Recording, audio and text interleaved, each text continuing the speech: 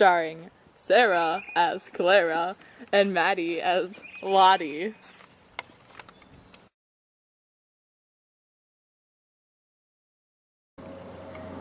The thousands of Civil War laundresses helped shape the role of women in the late 19th century.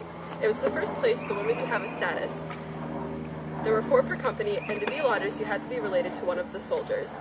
They were pretty much part of the army. They got their own rations and their own supplies, except they didn't fight. Officers' wives would sign up just so they could have the status. Some would even hire other laundresses so they wouldn't have to do the work.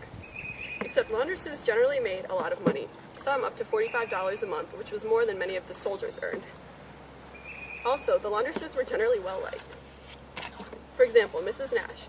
She was a laundress who made cookies for the soldiers and helped them when they were ill and did whatever she could to make them feel better when they were in war. However, when she died, she had said that she just wanted to be buried and nothing more. But they wanted to give her a big funeral, and while preparing the body, they found out that she was a man. She'd been married 3 times, but none of her husbands had figured out, though her memory still lives on as one of the best laundresses.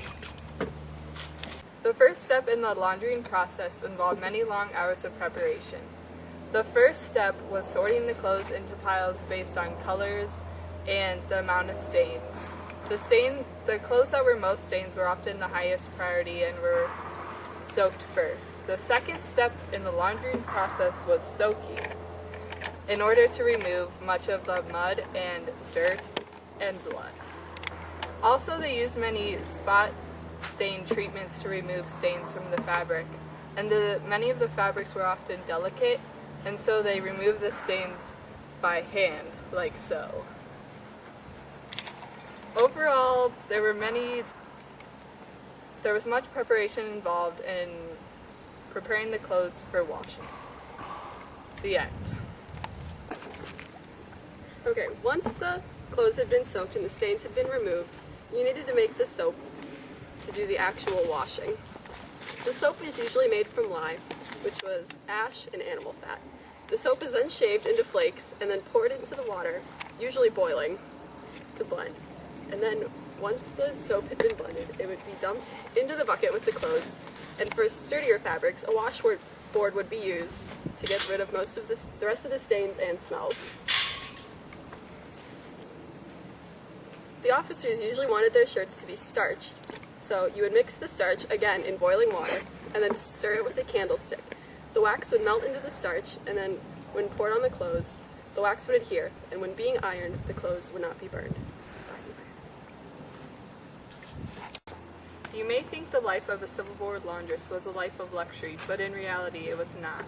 Although they earned good wages, up to $45 a month, they still did not receive the same rights as many of the enlisted men did. Women at this time could still not vote, and therefore did not receive the government pensions they wanted for being a part of the war effort. Because having an edition of the laundresses was so expensive, they had to get rid of the program in 1870, and many of the laundresses were very saddened by the dismissal of their role in the war effort. Overall, the Civil War laundresses contributed to building a bigger role for women in war and attempted to create a better environment for the working woman.